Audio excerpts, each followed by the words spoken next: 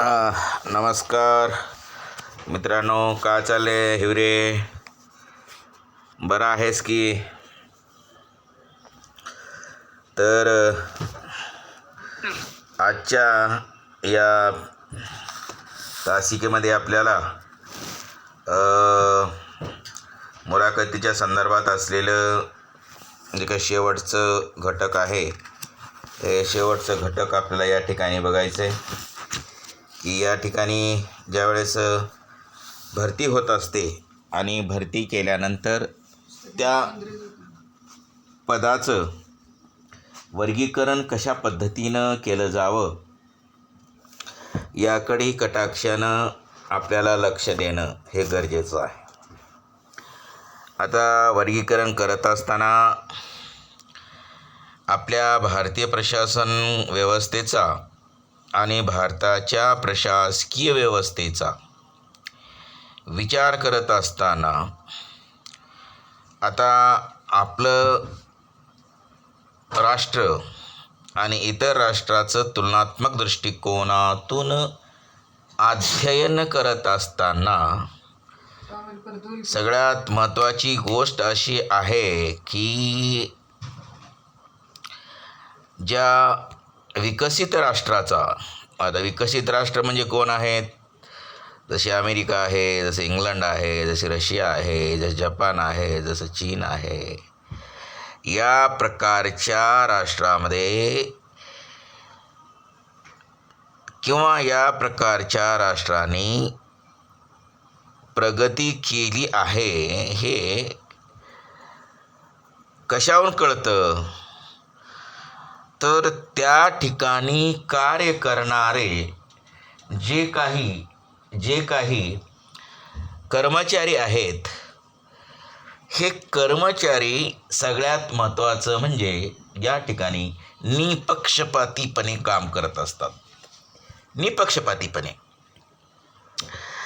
त्यांना पैशाची लालसा नसते, कारण वेतनच अशा मोठ्या प्रमाणामध्ये दिलेलं असतं. आणि भ्रष्टाचार नावाची जी काही बाब आहे, जेवढ्या मोठ्या प्रमाणामध्ये भारतामध्ये हा भ्रष्टाचार बोकाळलेला आहे, इतर राष्ट्रामध्ये भ्रष्टाचार होत नाही अशातली गोष्ट नाही, पण तितकंसं भ्रष्टाचारावर या ठिकाणी त्यांचं कॉन्सन्ट्रेशन हे नसतं. आणि रशियासारख्या राष्ट्रामध्ये किंवा इस्रायलसारख्या राष्ट्रामध्ये तर भ्रष्ट माणसाचं त्या ठिकाणी खूप कठोर स्वरूपाची कारवाई केली जाते.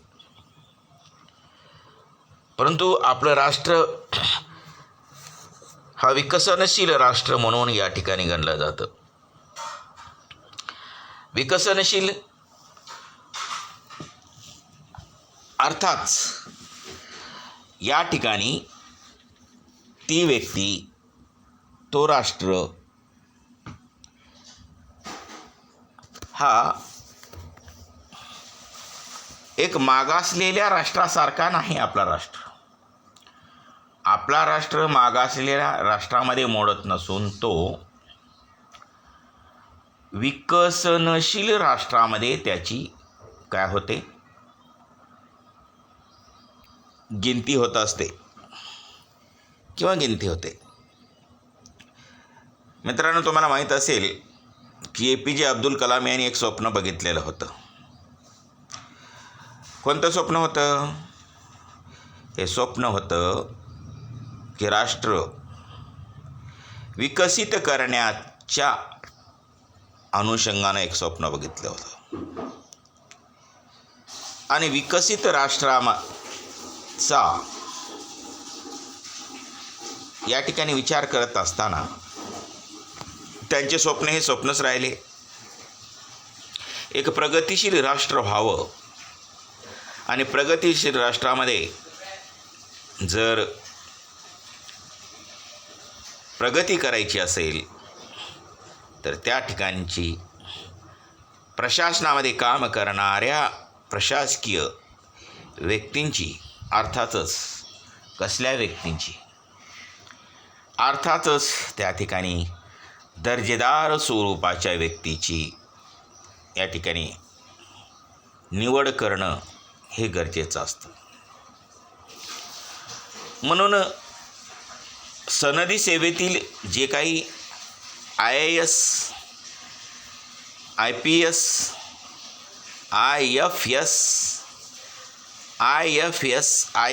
IFS डोंट का सांगतो मी, कारण इंडियन फॉरेन सर्व्हिस अर्थात ही फॉरेनच्या संदर्भात असते आणि इंडियन फॉरेस्ट सर्व्हिस ही UPSCच्या माध्यमानं दिली जात नसून ही जी पद्धत आहे ही महाराष्ट्र MPSCच्या माध्यमातून दिली जात असते. जसं आपल्या महाविद्यालयामध्ये केमिस्ट्रीचे प्राध्यापक आपले चंबोले सर यांचे चिरंजीव IFS अधिकारी म्हणून आज ते विदर्भामध्ये अर्थातच ज्या ठिकाणी गडचिरोली जंगलाचा भाग आहे त्या ठिकाणी ते कार्यरत आहेत. परंतु असे ऑब्जेक्ट्स जे असतात, आपले उद्देश जे असतात, कारण व्यक्ती हा कसा असावा, व्यक्ती हा उद्देशाभिमुख असावा. व्यक्तीच्या समोर काही ना काही स्वरूपामध्ये त्या ठिकाणी उद्देश हे निश्चित करणं हे गरजेचं असतं. जोपर्यंत आपण एखादं टार्गेट आपण ठरवित नाही, जोपर्यंत आपण एखादी विशिष्ट असं दिशा ठरवत नाही, तोपर्यंत आपण त्या ठिकाणी त्या दिशेने आपण जाऊ शकत नाही. म्हणून दिशाहीन जशी एखादी नाव असते बघा, आणि त्या नावेला सुद्धा काय असतं माहिती आहे का, एक दिशायंत्र बसविलेलं असतं आणि ते दिशायंत्र काय केलेलं असतं, हे दिशायंत्र फिक्स केलेलं असतं आणि दिशायंत्र फिक्स केल्यामुळे त्या ठिकाणी आज तंत्रज्ञानाच्या माध्यमाने ज्या दिशेनं जायचं आहे त्या दिशेनं ते यंत्र त्या ठिकाणी फिरत असतं. म्हणून ती जी बोट आहे ती बोट त्या ठिकाणी दिशाहीन अर्थातच भटकत न राहता ज्या दिशेनं जायचं आहे, समजा मुंबईहून डायरेक्ट आपल्याला कुठं जायचं आहे, जहाजाने गोव्याला जायचं आहे, गोवा टू बॉम्बे आणि किंवा बॉम्बे टू गोवा, अशा प्रकारची दिशा काय करत असतात, ते निश्चित करत असतात आणि ते प्रवास आपण त्या जहाजामधनं आपण करत असतो. मित्रांनो, अगदी त्याच प्रकारे तुम्हाला सांगतो, प्रत्येक माणसाच्या जीवनामध्ये एक विशिष्ट प्रकारचं गोयल, एक विशिष्ट प्रकारचं उद्देश निश्चित करणं गरजेचं आहे. म्हणून आपण कर्मचारी प्रशासन आपण अभ्यासत आहोत आणि कर्मचारी प्रशासन अभ्यासत असताना या सगळ्या गोष्टीचा या ठिकाणी एक व्यापक दृष्टिकोनातून विचार करणं गरजेचं असतं.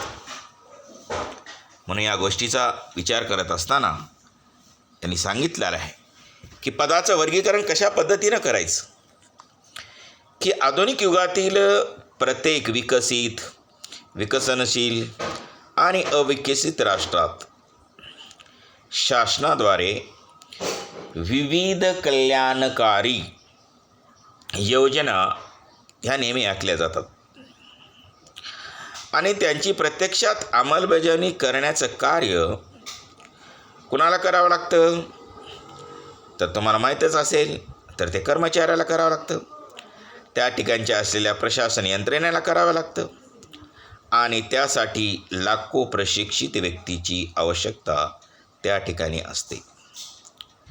त्यासाठी प्रशासन यंत्रणेची निर्मिती ही केली जाते. या प्रशासन यंत्रणेत प्रत्येकाचे स्थान, अधिकार, कार्य, जबाबदारी, वेतन श्रेणी, कार्यक्षेत्र इत्यादी बाबी निश्चित करण्यासाठी अधिकारी पदपरंपरेच्या सिद्धांतानुसार प्रत्येकाचे स्थानसुद्धा त्या ठिकाणी निश्चित करणं हे गरजेचं असतं. आणि प्रशासनात कार्यक्षमता निर्माण करण्यासाठी, प्रभावी व्यवस्थापनासाठी कार्यात्मक आवश्यकता म्हणून या ठिकाणी पदाचं वर्गीकरणसुद्धा केलं जातं.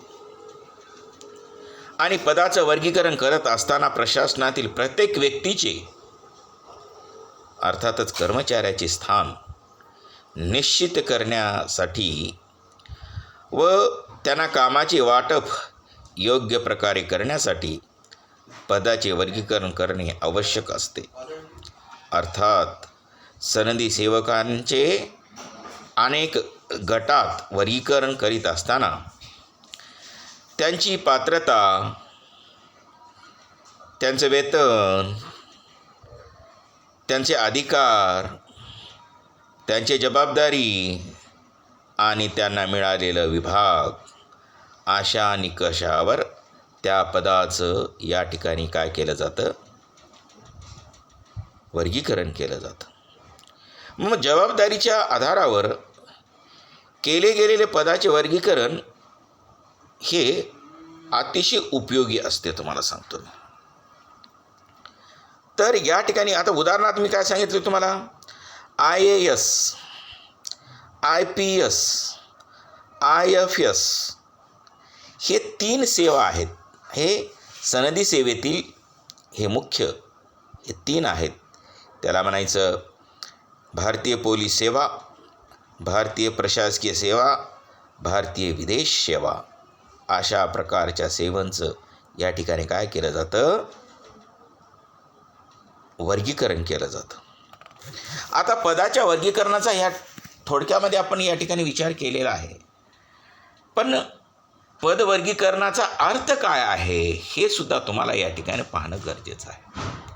काय करायचं पदवर्गीकरण, काय त्याचा अर्थ आहे की प्रशासनात हजारो व्यक्ती कार्य करत असतात. मित्रांनो, प्रशासनात हजारो व्यक्ती हे कार्य करत असतात. प्रत्येकाची शैक्षणिक पात्रता, अधिकार, वेतन इत्यादीवरून पदाचे वर्गीकरण हे होते. आणि पद वर्गीकरण केल्यामुळे मुख्य प्रशासकाला आपले कार्य प्रभावीपणे पार पाडता येते. बरोबर आहे की नाही? आणि तसेच कर्मचाऱ्याच्या मनात सुरक्षिततेची भावना या ठिकाणी निर्माण होत असते. मग सुरक्षिततेची भावना निर्माण झाल्याच्यानंतर याचा अर्थ असा आहे की पद वर्गीकरणाचा अर्थ म्हणजे पद म्हणजे काय हे पहिल्यांदा पाहणं हे गरजेचं आहे. पद, इट इज युअर डिसिग्नेशन्स. त्याला काय म्हणायचं, पोस्ट. त्याला काय म्हणायचं, तुम्हाला मिळालेली जे डिसिग्नेशन मिळालेलं आहे, पद मिळालेलं आहे. तर माझं पद काय आहे, आता माझं पद आहे प्राध्यापक. आता प्राध्यापक नाही ॲक्च्युली मी प्राध्यापक नाही, तर मी सहाय्यक प्राध्यापक आहे. त्याच्यानंतर माझे प्रमोशन झाल्याच्यानंतर मी सहयोगी प्राध्यापक होईल. सहयोगी प्राध्यापकाच्या नंतर मी त्या ठिकाणी तुम्हाला सांगतो मी प्रोफेसर ह्यासाठी इलिजिबल होईल. आणि प्रोफेसर झाल्याच्या नंतर मला या ठिकाणी सगळ्यात महत्त्वाचं म्हणजे पुढचं जे काही पद आहे हे पद त्या ठिकाणी हे मिळत असतं. कारण एका डिपार्टमेंटचं जे काही त्यांना हे दिलेलं आहे, जबाबदारी दिलेली आहे, ही जबाबदारी आपल्याला या ठिकाणी पार पाडणं गरजेचं आहे. म्हणून सध्याच्या काळामध्ये, सध्याच्या परिस्थितीमध्ये या सर्व बाबीचा विचार करत असताना पद मीन्स युअर पोझिशन्स. काय पोझिशन आहे म्हणजे तुमचं पोझिशन हे काय आहे. आता पोलीस प्रशासनामध्ये पोलीस प्रशासनाच्या लोकांचं पोझिशन काय असतं, these are the police officer. They are recruitment by the government of Maharashtra. For what purpose? They have do the law and orders in the civil society.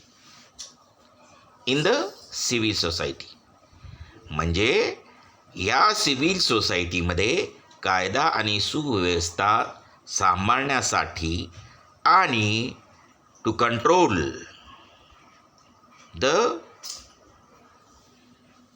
Getting the authority and powers by the Indian constitutions. जे आपल्या भारतीय संविधानाकडून आपल्याला काय मिळालेले आहेत, जे आपल्याला अधिकार मिळालेले आहेत, त्याचं संरक्षण टू प्रोटेक्ट, त्याचं संरक्षण करण्याचा अधिकार या ठिकाणी दिलेला आहे. म्हणून मिळालेल्या अधिकाराचं संरक्षण करण्यासाठी ही दिलेली आहे. म्हणून पद म्हणजे काय? पद म्हणजे पोझिशन. म्हणजे जेव्हा एखाद्या व्यक्तीकडे प्रशासकीय अधिकार व जबाबदारी सोपविली जाते, ती व्यक्ती प्रशासनातील निर्धारित कार्य पार पाडतोय आणि त्यावेळी त्या व्यक्तीचे सनदी सेवेतील प्रशासनातील ते स्थान म्हणजेच पद होय, असं हे त्या ठिकाणी निश्चित केलं जातं. आता दुसरी गोष्ट असं मला म्हणायचं आहे, आपण हे पाहत असताना अरे साधारणपणे प्रशासनातील विशिष्ट जागा, अधिकाराचे स्थान म्हणजेच हे पद होय. आणि हे पद स्थायी किंवा अस्थायी स्वरूपाचे असू शकतात. काही पद काय असतात, काही स्थायी स्वरूपाचे असतात, त्यांना काही काढता येत नाही, त्यांना तिथून वंचित करता येत नाही. तर काही पद हे अस्थायी स्वरूपाचे असतात. आणि अस्थायी स्वरूपाच्या पदाच्या संदर्भात आपण या ठिकाणी त्याचबरोबर स्थायी स्वरूपाच्या पदाच्या संदर्भात आपण या ठिकाणी बोलत आहोत. तसेच ते भरलेले किंवा रिक्तही असू शकतात. उदाहरणार्थ एखाद्या महाविद्यालयात प्राचार्य, प्रपाठक, अधिव्याख्याता, वरिष्ठ लिपिक, कनिष्ठ लिपिक, सेवक इत्यादी पदे दिसून येतात. वर्ग म्हणजे समानता असलेल्या व्यक्तींचा म्हणजे कर्मचाऱ्यांचा एक विभाग किंवा समूह होय. थोडक्यात एकाच प्रकारचे कार्य करणाऱ्या समान वेतन श्रेणी. बघा, इथं सगळ्यात महत्त्वाची गोष्ट अशी आहे, एकाच प्रकारचे कार्य करणाऱ्या समान वेतन श्रेणी असलेल्या विविध विभागातील व्यक्तींना एका वर्गात समाविष्ट केले जाते. त्याला पदवर्गीकरण असं म्हटलं जातं. म्हणजेच सनदी सेवेतील वेगवेगळ्या पदाचे अधिकार, जबाबदारी, योग्यता, वेतन यासारख्या बाबी विचारात घेऊन समानता असलेली पदांचे एकत्रीकरण करणे म्हणजे या ठिकाणी पदवर्गीकरण करणे होय, असं या ठिकाणी म्हटलेलं आहे. परंतु या संदर्भात एफ.एम. मार्क्स म्हणून एक विचारवंत आहे, हा अमेरिकन विचारवंत आहे एफ.एम. मार्क्स. त्याने ब्युरोक्रॅसीच्या संदर्भात, अर्थातच नोकरशाहीच्या संदर्भात सुद्धा खूप मोठी संकल्पना या ठिकाणी विशद केलेली आहे. त्यांनी एफ.एम. मार्क्स हा, तुम्हाला सांगतो मी, वेबरनी सांगितली जी काही नोकरशाहीची वैशिष्ट्ये आहेत त्या वैशिष्ट्यावर सुद्धा प्रहार केले. तुम्हाला सांगतो, नोकरशाही आणि नोकरशाहीच्या नंतरची असलेली जी काही प्रशासकीय व्यवस्था आहे ही कशा प्रकारची असावी ही सुद्धा या ठिकाणी त्यांनी सांगितलेलं आहे. म्हणून एफ.एम. मार्क्स म्हणत असतात, काय म्हणतात, समान कार्य व समान पात्रतेवर आधारित निर्माण केलेल्या पदांचे गट म्हणजे पदवर्गीकरण होय. ओ जी स्टॉल या विचारवंताच्या मते, ओ जी स्टॉल या विचारवंताच्या मते, ज्यावेळी विविध पदाचे गट त्यांच्या कार्यावर व पात्रतेवर आधारित असतात आणि त्यांचे विश्लेषण करण्यात येते, त्यास पदाचे वर्गीकरण असे म्हटले जाते. मित्रांनो, एक इंग्लिश डेफिनेशन आहे, ते सुद्धा मी तुम्हाला या ठिकाणी शेअर करू इच्छितो, सांगू इच्छितो. तुम्ही ते ऐकत राहा. आणि सगळ्यात महत्त्वाची गोष्ट अशी आहे, हे झालेले जे काही प्रकरण आहे ते ऑनलाईन मी शिकवायला लागला तुम्हाला मी, आणि ते पुन्हा पुन्हा ऐकत राहा. मी काय म्हणायला लागलो तुम्ही विचारात घ्या. हे तुम्ही पुन्हा पुन्हा ऐकत राहा, कारण नोट्स तर मी PDF नोट्स मी तुम्हाला पाठवणारच आहे, परंतु ह्या सगळ्या गोष्टी यांचं विचारविमर्श या ठिकाणी करणं हे गरजेचं असतं. मित्रांनो, M.M. मेंडीडेल यांनी इंग्लिश एक व्याख्या केली आहे बघा पदवर्गीकरणाच्या संदर्भात. By position classification is meant the grouping of positions on the basis of similarity of duties and qualifications requirements. ही अशा प्रकारची परिभाषा त्यांनी केलेली आहे, ती इंग्लिशमधून केलेली आहे. आणि त्याचं अर्थ काय आहे, जे तुम्हाला वरच्या जे काही अर्थ मराठीमध्ये तुम्हाला सांगितलं, ते अर्थ त्याचा जे काही मराठीमधून व्याख्या सांगितली तीच इंग्लिशमधून या ठिकाणी सांगितलेली आहे. थोडक्यात, प्रशासनातील समान कार्य जबाबदारी पात्र असलेल्या सर्व पदांना एकत्रित करणे म्हणजे पदवर्गीकरण होय. पदवर्गीकरणामुळे कर्मचाऱ्याची पात्रतेनुसार भरती करणे सोपे जाते, तसेच त्यांच्या कार्यक्षमतेचे परीक्षण करणेही सुलभ जाते आणि कर्मचाऱ्यांना बढती करण्यासाठी किंवा देण्यासाठी मदत होते. पदवर्गीकरणामुळे प्रत्येकाला आपापल्या कर्तव्याची आणि भूमिकेची जाण आणि कल्पना ही त्या ठिकाणी असते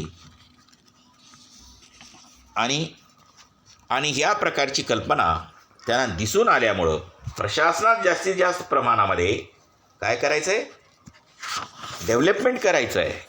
अशा प्रकारचं मानस त्यांचं हे निर्माण होत असतं आणि प्रशासनाला एक चांगल्या प्रकारचं वळण, त्याचबरोबर त्या प्रशासनात चांगल्या प्रकारची डिसिप्लिन लावण्याचा प्रयत्न त्या ठिकाणचे अधिकारी आणि त्या ठिकाणचे कर्मचारी हे करत असतात. मित्रांनो, आता भारतामध्ये सनदी सेवकांचे पद वर्गीकरण तर केले जाते, त्याचबरोबर सेवेंचे वर्गीकरणसुद्धा केलं जातं. तुम्हाला काय, सेवेचं वर्गीकरण सुद्धा केलं जातं. आणि हे सेवेचं वर्गीकरण केलं जात असताना आता उदाहरणार्थ तुम्हाला सांगतो. उदाहरणार्थ, सनदी सेवकांचे 2 प्रकारामध्ये वर्गीकरण केलेलं आहे बघा तुम्ही. एक राजपत्रित सनदी सेवक आणि दुसरं आहे अराजपत्रित सनदी सेवक. आता अराजपत्रित सनदी सेवकामध्ये तुम्हाला सांगतो मी, आता आमचं आणि कलेक्टरचं, ॲक्च्युली कलेक्टरपेक्षाही मोठं स्केल हा प्राध्यापकाचा आहे. पण आम्ही गॅजेटेड आहोत का? गॅजेटेड नाहीत. तर आम्ही कसे आहोत? अराजपत्रित अधिकारी आहोत. अराजपत्रित, आमचं ते शिक्का वगैरे चलतं, त्याच्यानंतर अटेस्टेड चलतं, ह्या सगळ्या गोष्टी आमच्या चलत असतात. त्याचप्रकारे पण तुम्हाला सांगतो मी, जे अधिकार जिल्हाधिकाऱ्याला दिलेले असतात ते अधिकार आम्हाला आहेत का हो? जे अधिकार पोलीस प्रशासनातल्या साध्या कॉन्स्टेबलला आहेत ते अधिकार आम्हाला आहेत का हो? आम्हाला फक्त पिढी घडविण्याच्या संदर्भातलंच अधिकार दिलेला आहे.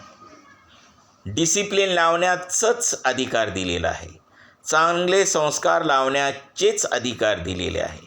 मग अशा प्रकारच्या अधिकाराचा अवलंब करून आपण काय करावं लागतं, त्या ठिकाणी या सर्व गोष्टीचं विवेचन या ठिकाणी करणं हे गरजेचं असतं. म्हणून आपल्याला या ठिकाणी याही गोष्टीचा या ठिकाणी विचार करणं गरजेचं असतं. मित्रांनो, गॅजेटेडमध्ये सुद्धा क्लास 1 आणि क्लास 2 अशा प्रकारचे 2 राजपत्रित अधिकारी हे असतात. हे क्लास 2 जे असतात, हे क्लास 2 MPCच्या माध्यमानं या ठिकाणी आलेले असतात. आणि जे काही क्लास 1 असतात ते कलेक्टर असेल, मोठमोठे सेक्रेटरी असतील, त्याच्यानंतर कमिशनर असेल, त्याच्यानंतर SPF सुप्रिटेंडेंट ऑफ पोलीस असेल, त्याच्यानंतर IAS ऑफिसर असतील, त्याच्यानंतर हे क्लास 2चा जर विचार केला गेला तर ॲडिशनल कलेक्टर असेल, त्याच्यानंतर तहसीलदार असेल, नायब तहसीलदार असेल किंवा गटविकास अधिकारी असेल, हे जे काय असतात हे क्लास 2 असतात. आणि यांची अपॉइंटमेंट ही कशा माध्यमाने होत असते, ही अपॉइंटमेंट ही किंवा जिल्हा परिषदेचा जो काही मुख्य कार्यकारी अधिकारी असतो हा सुद्धा या ठिकाणी या प्रकारची म्हणजे क्लास 1च्या पोस्टसाठी आणि सगळ्यात महत्त्वाची गोष्ट तर अशी आहे बघा, तुम्हाला सांगतो मी, हा मुख्य कार्यकारी अधिकारी जे आहे, जो जिल्हा परिषदेचा प्रशासकीय प्रमुख म्हणून काम करत असतं, हा पद पूर्वी नव्हताच. पण ज्यावेळेस वसंतरावजी नाईक मुख्यमंत्री होते त्यावेळेस हे जे अधिकार होते हे जिल्हाधिकाऱ्याकडे बहाल करण्यात आले होते. हे अधिकार जिल्हाधिकारीकडे होते. परंतु त्यांना असं वाटलं की त्यांच्या डोक्यावरती एवढं महसूल प्रशासनाचं आणि समाजामध्ये कायदा आणि सुव्यवस्था प्रस्थापित करण्याचं एवढं मोठं वर्कलोड असताना आपण एक दुसरं पद फुल टाईम करावं आणि ज्या विकासाच्या ज्या योजना आहेत या जनतेपर्यंत पोहोचविण्यासाठी या ठिकाणी मुख्य कार्यकारी अधिकारी याची निर्मिती करण्यात आली आणि एक नवीन पद या ठिकाणी निर्माण करण्यात आलं. आणि त्याचं श्रेय जर कोणाला जात असेल तर आपल्या महाराष्ट्राचे दिवंगत माजी मुख्यमंत्री वसंतरावजी नाईक साहेब यांना हे श्रेय जातं. आणि त्यांनी केलेल्या सुचविलेल्या शिफारशीनुसार हा पद ही त्याचबरोबर जलसाठाच्या संदर्भात असेल किंवा वेगवेगळ्या प्रकारचे असेल 1972मध्ये पडलेलं जे काही दुष्काळ होतं आणि दुष्काळामध्ये तुम्हाला सांगतो हे जे काही हॅब्रिड आपण म्हणतो का नाही हे हॅब्रिड जे आहे ते अमेरिकेकडनं त्यावेळेस आणलेलं होतं. आणि जे काही आपण ते गाजर गवत म्हणत असतो आणि ते हॅब्रिड जे काय आलं ते गाजर गवत ते हॅब्रिडमध्ये आलेलं आहे. आणि हा गाजर गवत आपल्या समग्र महाराष्ट्रामध्ये एकदम निसर्ग गवतासारखं, तुम्हाला जसं बेसरमाचं झाड असतं ना, ते कुठेही टाकलं तर काय होतं, वापून निघत असतं. अगदी त्याच प्रकारे या ठिकाणी त्यांनी केलेलं जे काही योगदान आहे, परंतु इथल्या असलेल्या जनतेला मात्र त्यांनी उपाशी राहू दिले नाही, ठेवू दिले नाही. म्हणून हेही ते करणं हे गरजेचं असतं. म्हणून याही गोष्टीचा या ठिकाणी विचार करणं हे गरजेचं आहे. भारतात इतरही अनेक प्रकारच्या सेवा दिसून येतात. त्यात अखिल भारतीय सेवा, राज्य IAS IPS IFS अधिकाऱ्याचा समावेश होतो. तसेच केंद्रीय कार्यालयीन सेवा, विशेष सेवा, राज्य सेवा इत्यादी सेवा या ठिकाणी दिसून येतात.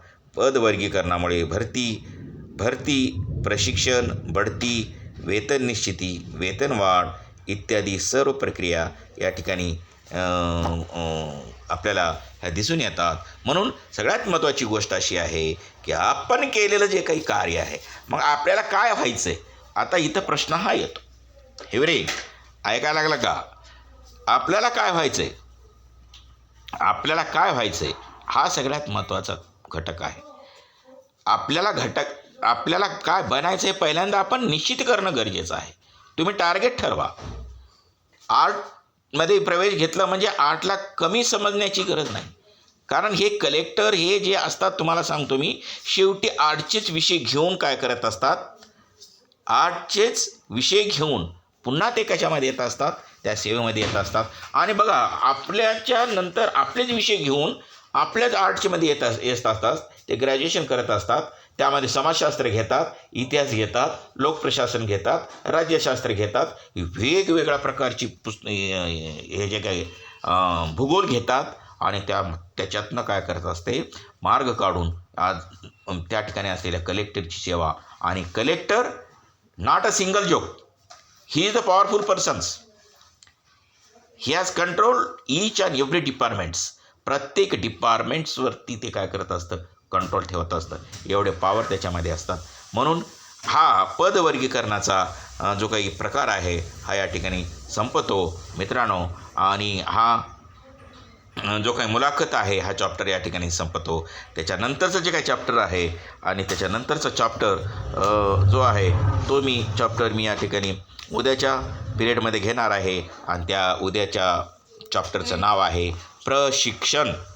प्रशिक्षण means in the English what is in English name in the training. त्याला काय म्हणायचं, ट्रेनिंग, त्याला प्रशिक्षण असं म्हटलं जातं. मग इथे आपण ठेवून बसून इथं आपण थांबूयात आणि उद्याच्या तासिकेमध्ये आपण ह्या सर्व गोष्टींचा उहापोह करूयात. आणि मित्रांनो, वेळोवेळी जे काही मी तुम्हाला PDF फाईल पाठवत आहे त्याचबरोबर ज्या गोष्टी मी पाठवल्या आहेत ते फॉलोअप करत जा. आणि त्याच्यातनंच तुम्ही ऑब्जेक्टिव्ह पण काढत जा. आणि ऑब्जेक्टिव्ह कारण का तुमच्या परीक्षासुद्धा तुम्हाला सांगतो मी, तुमच्यासुद्धा परीक्षा ह्या कमी वेळामध्ये 40 मार्काच्याच होण्याची दाट म्हणजे 99% शक्यता आहेत. मी म्हणायला लागलो तुम्हाला जर हे सगळं करायचं असेल तर ह्या सगळ्या गोष्टी मी तुम्हाला काय ऑब्जेक्टिव्ह जे आहेत ते ऑब्जेक्टिव्ह मी तुम्हाला त्या ठिकाणी पाठवलेले आहेत. हे आणि टीमचं जे काही असाइनमेंट दिलेलं आहे त्या असाइनमेंटमध्ये तुम्ही जर गेलात आणि त्या ठिकाणी जर तुम्ही त्या लिंकवर हे केलात, टच केलात, तर त्या ठिकाणी बरोबर ते असाइनमेंट त्या ठिकाणी ऑब्जेक्टिव्ह त्या ठिकाणी येत असतं. आणि ते ऑब्जेक्टिव्हसुद्धा तुम्ही त्या ऑब्जेक्टिव्हसुद्धा वापर करा. इथं आपण थांबूयात. धन्यवाद. आजचा पिरियड या त्याच ठिकाणी संपूयात.